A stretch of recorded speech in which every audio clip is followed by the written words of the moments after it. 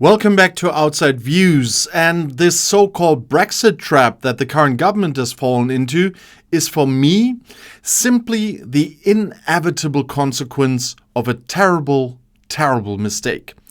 If the political establishment's desperate attempt to square a circle that cannot be squared, honoring the empty rhetoric of regulatory freedom while trying to claw back some semblance of economic sense. The strategy, laid bare by the research from people like Joel Rieland, is to make Brexit boring again. They think that if they use enough acronyms like SPS and ETS and deal with arcane technical issues, the media and the public will just switch off. And in that quiet space, they are engaging in what is being called alignment by stealth. They are voluntarily mirroring EU rules on everything from digital competition to vehicle standards to product regulations. The government is essentially copying and pasting the EU's homework onto the UK statute book, but they are doing it furtively, far from the glare of media scrutiny. Now, on the surface, this might sound clever, like they are trying to have their Brexit cake and eat it too, and they are slowly, quietly closing the regulatory gaps with anyone really noticing, but no one really noticing, and aiming to ease the pain for businesses. But I have to tell you, this is a high-effort, low-reward strategy that achieves almost nothing of substance. And here's the crucial point that exposes the whole sham. Voluntary alignment does not in any meaningful way equal full access to the single market. Adopting EU rules on, say, product standards is a purely unilateral move. It does not sweep away the physical checks, the mountain of paperwork, or the suffocating trade friction at the border. To get rid of that friction, you need dynamic alignment. You need to be continuously bound to all relevant EU legislation, complete with some form of EU oversight to monitor compliance. And that's the kind of agreement being negotiated on agri-foods and carbon pricing, and I honestly think it's the only route that offers real economic relief, if they are successful. What you see right now is just a clunky bureaucratic process for extremely limited gain. And the one benefit they can point to is that it stops businesses from having to follow two completely different sets of rules, depending on whether they are selling into the UK or the EU market. Take the automotive sector, for example, a vital part of the economy that has already borne so much of the cost. The UK government has finally consulted on adopting the EU's new Euro 6e standards for vehicle emissions testing. And the reason is obvious. Without it, a British carmaker's vehicle would need separate approvals for the GB market and the vast EU NI market, leading to costly and utterly unnecessary double testing. But even this tiny common sense step is a story of frustrating political inertia. The government promised a consultation back in July, but the Whitehall machinery is only slowly cranking into gear. The required legislation will take months to implement, meaning carmakers are left to absorb the costs and the sheer absurdity of double testing in the meantime. And this isn't a one-off issue. This same farcical story plays out time and again, especially in good sectors like chemicals and manufactured products. The government says it wants to maintain parity with EU standards, but their current policy of voluntary selective alignment is like trying to dam a powerful river with a cork. And Whitehall simply doesn't have the systems, the personnel, or the institutional capacity to replicate the prodigious amount of relevant EU legislation that is being updated all the time. And what happens as a result? The latest regulatory divergence tracker, there's something called a divergence tracker, and that made it crystal clear. The voluntary alignment that is happening is totally outweighed by what they call passive divergence. And that's where the EU changes its rules and the UK simply fails to follow, not by design, but by default. And the consequence is an unceasing and irregular drip of new technical barriers to trade, continuously raising costs for the goods sectors that rely on access to the UK's largest export market. And how do you stop this destructive tide?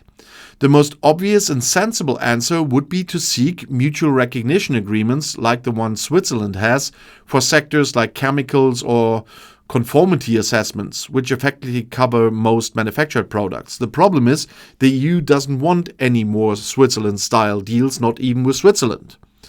But that would sign the UK up to the EU rulebook in exchange for wiping away the vast majority of existing trade friction. It's the same model being attempted with the agri-foods deal, and the manufacturing sectors would feel a real tangible benefit immediately. But, and this is the core of the political trap, the EU is not going to allow the UK to endlessly cherry-pick its relationship.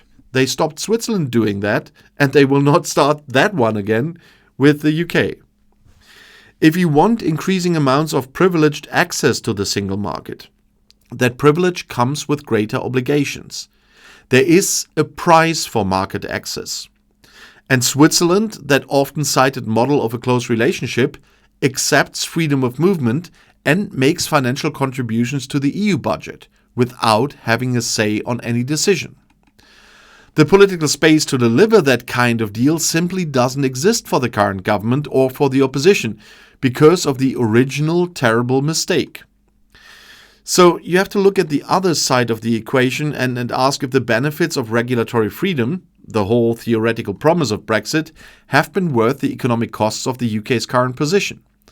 And the answer, based on the evidence, is a resounding no. Earlier reports found very little evidence that the UK has successfully initiated any significant reforms to actively diverge from the EU. In almost every single case where divergence was mooted, the economic and administrative costs of creating a separate UK standard appear to outweigh any speculative benefits. And this government is proving no more successful than its predecessors in finding those elusive magical upsides. They too have pointed to financial services as a world-leading sector that can chart its own course. But look at the reality of the so-called Leeds reforms. What have they actually amounted to? A relaxing of some mortgage lending rules, a public advertising campaign telling people to move their money into stocks and shares, and a plan to lift the limit on contactless payments. That's window dressing. These small piecemeal changes are nowhere near enough to offset the enormous structural costs of the UK's drastically reduced integration into the colossal EU market. And the talk of seizing control to shape the AI revolution remains nothing more than rhetorical ambition. It's a dream of global leadership that is crushed by the reality of being a medium-sized trading power right next to a massive consolidated economic bloc. And in fact, the global environment is actively moving against the UK's isolated position. The global shift towards economic protectionism has left the UK economy uniquely exposed to punitive damaging measures. And the most horrifying example of this is the EU's recent decision to halve steel quotas and double tariff rates on steel imports. And this move, which is designed to protect EU steel makers from global overcapacity, particularly from China, of course, immediately hits the UK sector with immense force.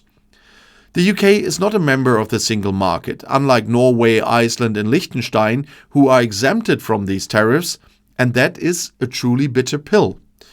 With a staggering 80% of UK steel exports going to the EU, this move has been rightly called perhaps the biggest crisis the UK steel industry has ever faced. It threatens the livelihoods of tens of thousands of people and the very future of the sector. And this is not some theoretical future risk. This is the current devastating reality of trade in 2025. The Labour government is trapped between its stated ambition of economic growth and its political fear of having to admit the obvious. And the obvious truth is that this voluntary piecemeal alignment by stealth is an illusion. It's a way to look busy while failing to solve the core structural problem. Unless the EU suddenly and magically decides to take a completely relaxed approach towards British cherry-picking, which will not happen because the single market is not a buffet, this government is going to increasingly struggle. They will struggle to justify a position that is demonstrably dampening trade with the UK's closest, largest partner while delivering practically zero compensating benefits in terms of new regulatory freedoms. It's a political position built on quicksand, and every time the reality of economics hits, it sinks a little deeper. And if you want to see another video right now, the next one is right here in the end screen.